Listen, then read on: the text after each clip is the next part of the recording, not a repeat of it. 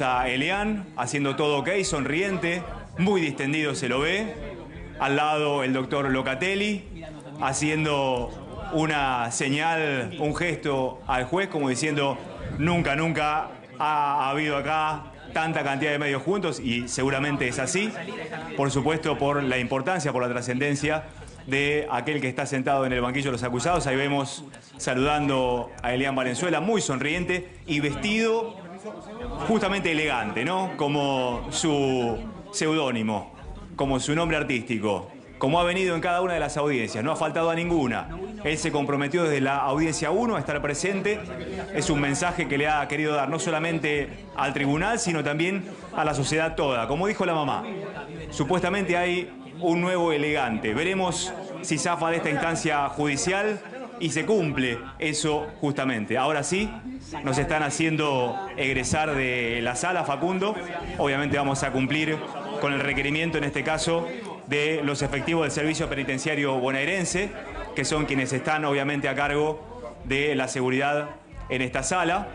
De a poquito vamos a ir saliendo, pero la actitud de Elian Valenzuela realmente es de distensión, ¿no? Esperando con tranquilidad y de buen humor, por lo menos a partir de sus gestos, la sentencia. En todo caso, primero, obviamente, el veredicto, si es culpable o es inocente, y posteriormente la sentencia en el caso de ser culpable y por qué delito. Reiteramos, para el abogado no se ha constatado en el proceso la privación ilegítima de la libertad. Sí, tal vez pueda ser condenado por un delito menor desde el punto de vista penal, como es el de amenazas, y en ese caso 3 años de prisión en suspenso es lo que espera el abogado, reitero, y Elian seguiría en esta camioneta que tenemos estacionada aquí. Bueno, importante esa imagen. Se veían gestos, Javi, de distensión, ¿eh? Elian reía, Locatelli reía, Escapolán reía. Recordemos, Locatelli es un abogado puesto por la discográfica. Escapolán es un fiscal destituido, ahora, por supuesto, convertido en abogado, defensor, ¿no? Volvió a la profesión, claro, digamos, ¿no? Claro. Se quedó en la profesión. Mirá, te relato algo. Dale. Que es uno de los hechos. Está marcado como el hecho número 2.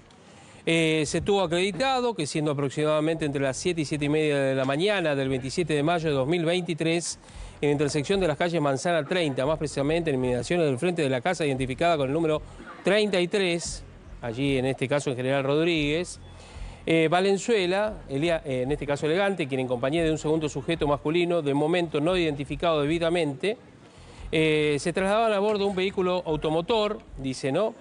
Arribaron al lugar antes referido y mediante la utilización de arma de fuego de puño procedió a amenazar a la víctima Darío Gastón Torres con el propósito de obligar contra la voluntad del mismo a que ascendiera al vehículo que manejaba, en este caso, elegante. A ver, creo que arrancó. A ver si podemos tomar la señal. Si podemos ver qué es lo que... Esta es una de las acusaciones. Esta es de la privación. Así arranca la acusación de la privación de la libertad. Bueno, a ver, dame la audiencia a pleno. Elegante a 1 minuto de poder saber qué va a ser de su futuro. ¿Se irá a la cárcel? ¿Se irá caminando? Escuchémoslo, a ver. La decisión que tomé.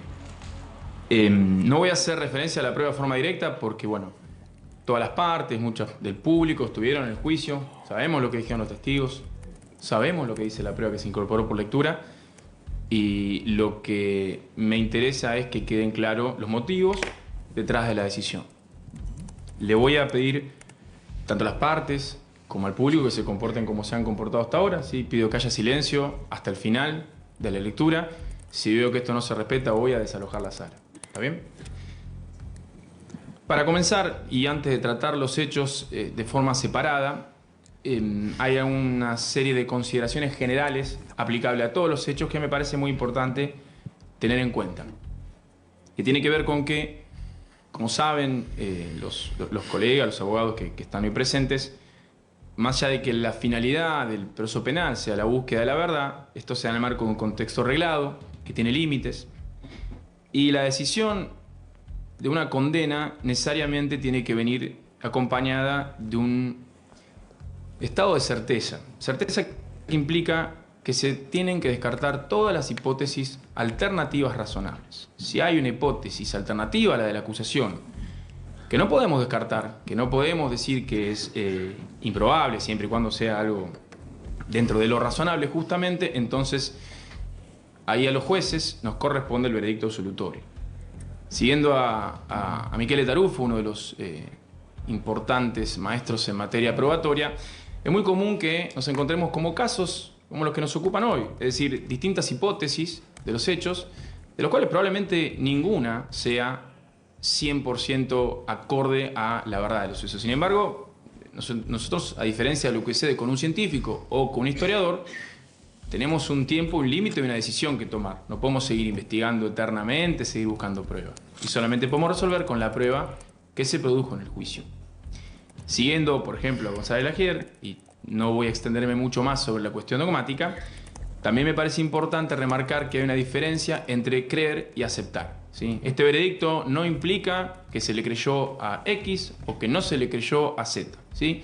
Lo que implica es que hay ciertas proposiciones que se dieron por acreditadas, ciertas proposiciones que no se dieron por acreditadas, en el marco de este contexto arreglado que, como les digo, implica que para poder condenar a alguien tenemos que descartar todas las hipótesis razonables alternativas. Este estándar de prueba tan exigente en esta etapa va de la mano con el estado de inocencia, pero centralmente con esta idea que creo todos aceptamos y compartimos en cuanto a que es preferible absolver a un culpable que condenar a un inocente. Motivo por el cual, y de conformidad con lo que exige la Corte Suprema de Justicia de la Nación, el fallo Casal y Miguel, la Corte Provincial, el fallo BJA, el Tribunal de Casación Penal, el fallo Gómez reciente, y de conformidad con lo que exige el artículo 371 del Código Procesal Penal, que nos pide valorar y fundamentar las conclusiones de la sentencia, en los casos en los cuales se entienda que, por más que exista cierta prueba, esta prueba no abastece o no supera este exigente estándar, el veredicto va a ser absolutorio en estos casos. A continuación voy a hacer referencia a cada uno de los hechos por separado. En primer lugar, hecho 1, el hecho de la investigación penal preparatoria 1901-7373, denunciante Daniela Rocío Vicente. Obviamente hay una serie de hechos vinculados con este suceso que no están controvertidos, ¿sí? Nadie puso en discusión la existencia de una discusión, ¿sí? No quedaron claros los motivos de esa discusión, si hubo una imprudencia de Vicente o si no, pero es cierto que la discusión existió y que el propio imputado admitió estar alterado y proferir insultos, más allá que obviamente matizó haber llevado a cabo amenazas. Hay dos puntos de discusión que son muy importantes. El primero es los daños al vehículo. Si fueron un daño doloso o si fue consecuencia de un roce entre autos, un accidente, que es lo que sugirió el imputado. Yo entiendo que los daños se probaron y están constatados por fotos, por los videos. Cuando uno analiza los rayones que muestra el auto de la víctima, no van en forma horizontal, que es lo que uno esperaría de un accidente, sino que van de forma ondulada, lo que nos lleva a pensar de que se cometió por una conducta humana mediante un elemento punzante. Los testigos, especialmente Jessica Martínez, que lo vio al imputado rayar y patear el auto, Daniela Vicente, que lo vio golpear el capó, pero también los oficiales policiales, que si bien llegan después, corroboran que de primera instancia ya las denunciantes habían mencionado daños. El oficial Cuccioni inclusive admitió haber visto a Valenzuela encima de la camioneta. Yo creo que es razonable que en ese contexto los oficiales policiales no hayan visto los daños por el altercado, porque había muchísima gente, porque era de noche. Y además tenemos el video de duración de 1 minuto 25 en el cual se lo muestra a Valenzuela, repito, más allá de que él lo matizó, incitando a Bobo a dañar el auto, ¿sí? Motivo por el cual yo creo que no se puede hablar de que no haya conocimiento o voluntad en cuanto a la comisión de ese delito. Las amenazas. Existieron amenazas verbales hacia las víctimas, ¿sí? Las de testigos fueron contundentes. Te voy a matar, estás marcada, inclusive te tengo remarcada, es algo que se escucha en el video, me parece que no puede negarse, está. La defensa dijo que una discusión, o los improperios en el marco de una discusión, no son típicas, que eso es lo que señala la jurisprudencia, es cierto, asiste razón a la defensa en eso. Pero también es cierto que tanto la jurisprudencia como la doctrina marcan que se evalúe el contexto en el cual se dan esas amenazas. Y ese contexto, repito, de noche, en la ruta, en un grupo mayoritariamente masculino, 3 víctimas mujeres en clara inferioridad física, el auto que recibió daños, no solamente nos acreditan y nos hablan de la entidad de la amenaza, sino de que el autor sabe que está amedrentando y elige hacerlo. Estas expresiones no son solamente una discusión, sino que superan eso y configuran el tipo penal de amenaza. Motivo por el cual, respecto al primer hecho, el veredicto va a ser de culpabilidad por ambos delitos. Segundo hecho, denunciante Brian Alexis Aruchari, investigación penal preparatoria 1901-668 del 22. Está claro que existió una discusión el día del hecho entre Aruchari y Valenzuela, ambos así lo dijeron, esto no está discutido. Tampoco está discutido que el que primero comienza esta discusión es Valenzuela, porque alegaba que Aruchari había caminado por los techos de su casa días antes. Y como resultado de ese accionar se generó un enfrentamiento entre las personas que acompañaban a ambos. ¿Cuáles son los puntos entonces que tenemos que analizar? Si esas amenazas de Valenzuela a Aruchari, esos dichos, son típicos. Y volvemos a lo que dijimos en el hecho anterior, ¿sí? Tenemos que analizar el contexto. Una amenaza del tipo te voy a matar en el contexto de una pelea barrial no necesariamente alcanza el tipo penal. Me interesa aclarar que esta no es una cuestión de clases, ¿sí? Y el contexto sociocultural que se mencionó muchas veces en este juicio no puede privar a las personas que integran la sociedad de la protección de la ley penal, ¿sí? Porque una lectura distinta implicaría una violación a los principios constitucionales de igualdad y de legalidad, ¿sí? El Código Penal rige en todo el país, inclusive en algunos contextos en los cuales es más común llevar a ciertas prácticas como la que tratamos acá. El contexto entiendo que se termina de definir cuando damos por probado la existencia de un arma de fuego. No solamente por las declaraciones de Brian Aruchari, de Estefanía Luján Aruchari, de Brisa Eleno Orellana González y de Noelia Leonelli, muchos de ellos que dijeron que había un arma chiquita. Hubo testigos no determinantes como Saya y Joel Duarte que fueron inconsistentes, de poco valor probatorio y lisa y llanamente mendaces, motivo por el cual, bueno, ya lo adelanto, pero se van a remitir constancias para la que se investigue la posible comisión del delito de un falso testimonio. Yo que creo que fueron más contundentes que los testigos de la defensa que no terminaron de definir si habían estado presentes todo el tiempo, si habían visto todo. Pero no es solamente que hayan sido más contundentes. Yo entiendo que termina siendo dirimente el hallazgo de la vaina servida calibre 25, junto con las uñas postizas que se encontraron en el lugar. Y ahí sí tengo que decir que el que dio en el clavo en los alegatos fue el señor agente fiscal, porque él, sin decirlo, formuló lo que hoy en derecho probatorio se conoce como una generalización, lo que antes era conocido como una máxima de la experiencia. Lo que él dice es, no es común ver armas calibre 25.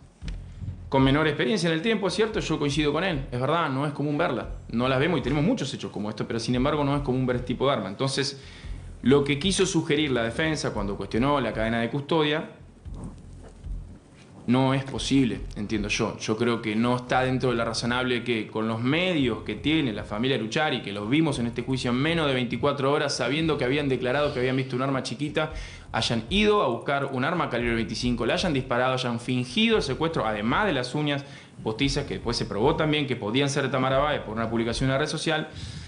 Esto simplemente no es razonable. No es dentro de lo que se considera una hipótesis alternativa razonable, ¿sí? Motivo por el cual también quiero decir que en cuanto a las quejas respecto a la cadena de custodia, más allá de que entiendo que deberían haberse hecho en el momento oportuno, cuando la cadena de custodia comienza cuando el Estado da con los efectos. Digo, una interpretación contraria implicaría que un particular nunca podría acompañar elementos vinculados con la comisión de un delito, ¿sí? Entonces, quedando acreditada la existencia de arma de fuego, no podemos decir que los dichos hayan tenido que ver con una discusión y por ende, por el segundo hecho, el delito también va a ser condenatorio. Pasamos al hecho 3, IPP 1901363323, el denunciante es Darío Gastón Torres. Quiero comenzar diciendo en cuanto a los hechos en relación con Rosa Pazzi. El señor agente fiscal desistió de la acusación de Valenzuela por los hechos que damnificaron a Rosa Pazzi, pero los representantes del particular damnificado mencionaron mantenerla, ¿sí? Bueno, esto es inadmisible. Recordamos que el artículo 368 habla que, salvo que la víctima constituida en particular damnificado sostenga la acusación, ¿sí?, tenemos que proceder a la absolución. Motivo por el cual Valenzuela va a ser absuelto en cuanto a todos los hechos que presuntamente o posiblemente habrían damnificado a Rosa Pazzi. Más allá de que considero que también hubiera sido consecuencia de la valoración de la prueba, pero no he ingresado desde esa óptica por este motivo. Otro punto que se discutió mucho, la valoración de los dichos del coimputado de Marco, ¿sí? De Marco declaró sin estar bajo juramento, pero no es solamente eso lo que reduce su fiabilidad como testimonio, ¿sí? De Marco tenía un interés, ¿sí? Un interés que, bueno, no sé si por sus dichos o por la prueba que se produjo en la causa, consiguió, que era la absolución y su libertad. Es lógico, no lo quiero decir en términos peyorativos, pero sus declaraciones tienen que ser evaluadas dentro de ese interés. Por eso, solamente voy a considerar lo que tiene que ver con su testimonio si esto se respalda con otras pruebas, ¿sí? Esto lo ha dicho la jurisprudencia del Tribunal de Casación Penal de la Provincia de Buenos Aires y de la Corte Interamericana de Derechos Humanos, en el caso Ruano Torres. Como hechos no controvertidos, tenemos que Valenzuela viajó de Palermo a General Rodríguez y mantuvo una conversación con Torres. Tampoco se discuten los eventos previos al Local Río, más allá de que cada una de las partes tiene sus puntos de vista sobre ello, y entiendo que no es dirimente para la solución del caso, ni la situación del celular Apple iPhone. La acusación nos dio un primer hecho, que era la amenaza telefónica en el viaje. Ahora bien, a mí me parece que las declaraciones de los testigos sobre el contenido de esas conversaciones son inconsistentes. 4 testigos o 4 personas nos dieron detalles y ninguno de esos detalles se repite. No tenemos 2 personas que nos digan exactamente lo mismo del contenido de esa conversación. ¿Sí? Algunas nos hablan de amenazas, pero otras hablan de insultos, de discusiones. Y acá volvemos a lo que ya mencioné en los 2 hechos anteriores, que es poner los hechos en contexto. ¿Sí? Madrugada, discusiones previas en un boliche, creo que casi todos los intervinientes en estado de ebriedad o intoxicación por estupefacientes, y una llamada telefónica a 2 personas que estaban a 60 kilómetros, 50, 40 de distancia, que hasta ese momento no habían tenido conflictos. Por eso entiendo que el contexto no es suficiente para acreditar las amenazas simples, y por ese primer hecho el veredicto va a ser absolutorio. Vamos a pasar al segundo hecho, que es la posible privación de la libertad de Torres. Tenemos también testimonios encontrados. Por un lado, él y su familia. Por otro lado, los 2 imputados, Rosa Pazzi, Mayra Flores. Quiero detenerme en el testimonio de esta última.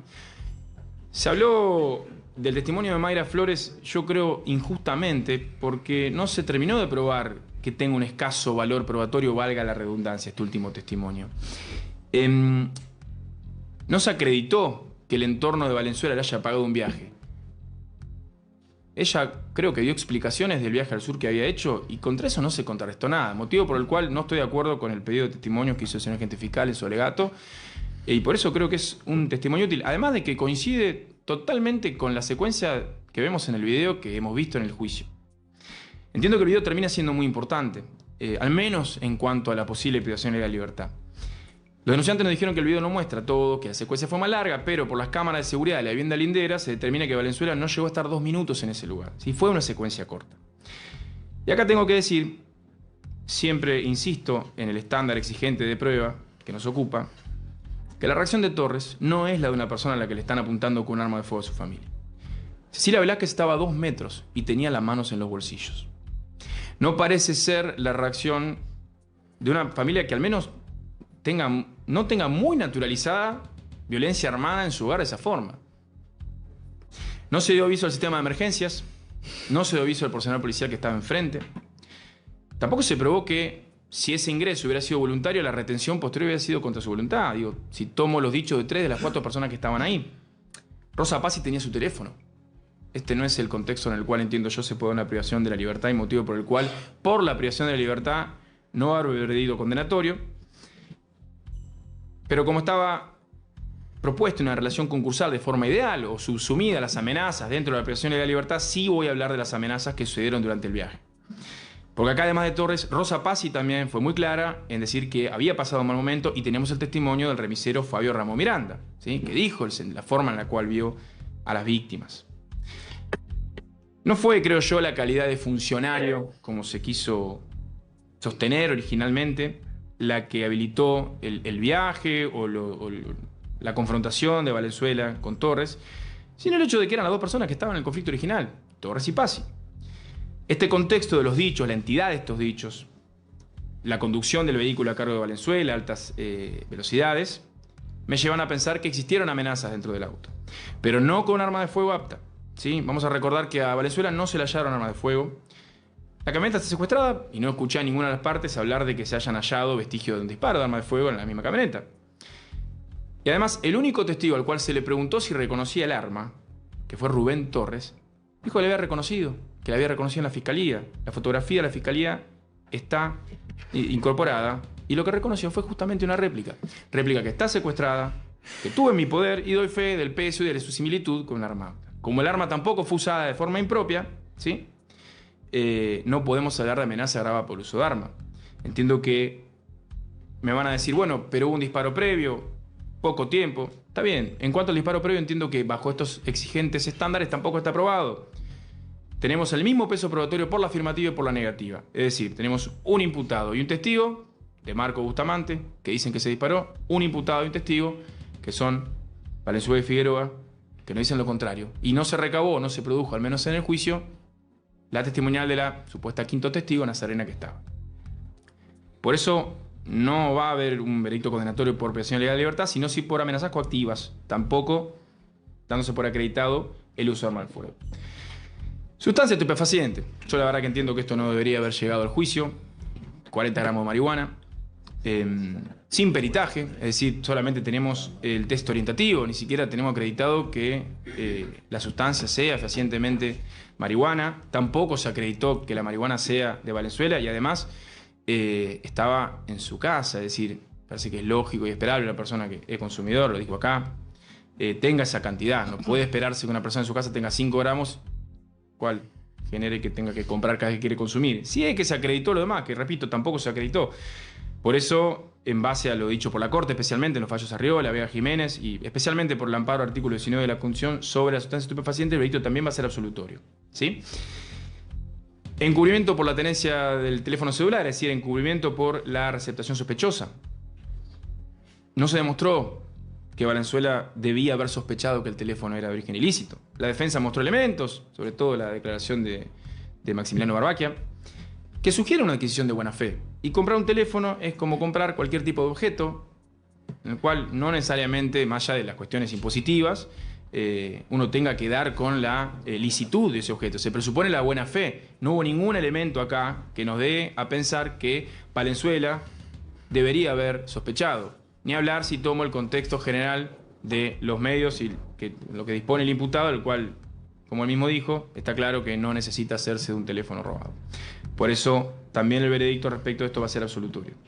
Como atenuantes, valoré la falta de antecedentes y sí la cuestión, el contexto social y cultural, no como eximente, pero sí como atenuante, especialmente porque creo que no fue Valenzuela quien originó o buscó estos problemas. ¿Sí? Solamente creo que no reaccionó a estos inconvenientes que se dieron en su entorno de acuerdo a la ley. Como agravantes voy a valorar únicamente su relación con la familia Torres, conocía, frecuentaba desde niño.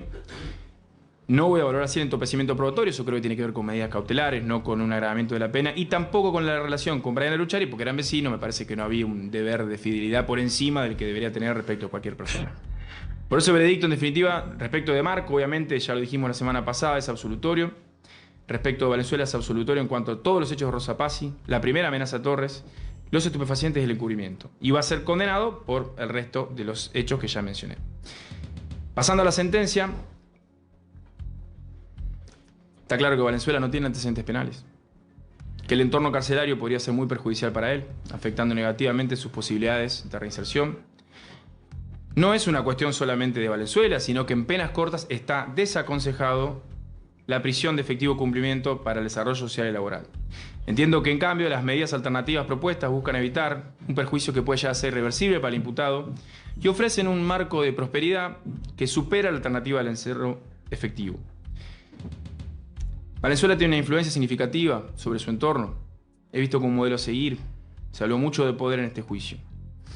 Y un gran poder conlleva una gran responsabilidad. Por eso es el deseo y el propósito de este veredicto, pero centralmente la moralidad de la pena, que termine de asumir un rol de modelo para la juventud, sobre todo la juventud que lo admira, por lo menos en lo que nos interesa a nosotros en cuanto al cumplimiento de la ley. ¿Sí? Por ende, se va a imponer la pena de 3 años de prisión de ejecución condicional con las siguientes reglas: fijar residencia, someterse al patente de liberados, informar al tribunal, como lo viene haciendo, cabe aclarar, de cualquier salida del país, evitar contacto con Darío Gastón Torres, Brian Alexis Aruchari, Daniela Rocío Vicente y sus familias y realizar una donación a una organización de bien público de General Rodríguez equivalente a 100 yus en coordinación con el Patronato de Liberados. Por ende, la sentencia, voy a leer la primera parte dispositiva, que es la más importante.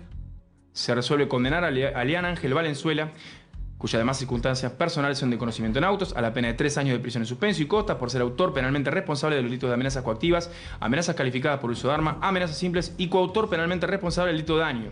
Todo ello en concurso real entre sí. Por los hechos que ocurrieron el 27 de mayo de 2023, el 4 de febrero de 2022 y el 8 de diciembre de 2021, en la localidad de Partido General Rodríguez, provincia de Buenos Aires, en el cual resultaron víctimas Darío Gastón Torres, Brian Alexis Aruchari y Daniela Rocío Vicente, respectivamente. Se citan los artículos. Se imponen las condiciones ya referidas, ¿sí? En cuanto a fijar residencia, informar al tribunal, evitar el contacto conflictivo, a realizar una donación. Como otros pedidos que voy a mencionar más rápido, se declara obviamente abstracto el pedido de detención, por la modalidad de la pena. Se dispone el decomiso de la camioneta BMW AE 120BX, como así también de las armas de réplica secuestradas en autos. Se dispone la destrucción de la sustancia estupefaciente secuestrada. Se ordena la devolución del Apple iPhone 12 Pro a su titular. Se fijan costas y se regulan los honorarios de la siguiente forma. Abogado Sigali Becerra, 75 IUs por cada uno de sus patrocinados respectivamente. Abogado Bendaño, 75 IUs. Abogado Locatelli, 80 IUs. Y abogadas Caraballo y Caraza, 80 IUs. Se van a remitir testimonios por la posible comisión de delito de acción pública respecto de Saya y Joel Duarte, pero no se va a hacer lo mismo respecto de Mayra Jimena Flores y de Gonzalo David Figueroa, más allá de que vamos a poner los autos a disposición del Ministerio Público Fiscal. Y se dispone a remitir copia de este pronunciamiento y la grabación del debate a la Fiscalía General de Moreno, General Rodríguez, conforme a lo citado por el fiscal en su alegato. Bueno, por favor pido en silencio, que ya estamos próximos a finalizar. Imagino que como toda decisión mía, nadie está de acuerdo, así que voy a dar la palabra a las partes, a ver si se notifican y si formulan reserva. Bien. Efectivamente, doctor, yo me notifico y formulo reserva. No tiene recurso igual. Doctor Sigali. Nos notificamos y formulamos reserva. Bien, perfecto. El señor agente fiscal no está, pero imagino que también va a formular reserva. Lo último que voy a decir, sobre todo más allá de que obviamente todos los colegas lo saben, pero más que nada para Valenzuela, para Torres, para Bruchari, que los veo en el público, es que obviamente esta decisión no es final, es solo una decisión en base a la prueba que se acreditó en el juicio oral y obviamente como toda decisión judicial está sometida a revisión, sí, puede ser controlada por el Tribunal de Casación Penal de la Provincia de Buenos Aires. Por mi parte el juicio terminado, les agradezco a todos y que tengan todos muy buen día. Salud.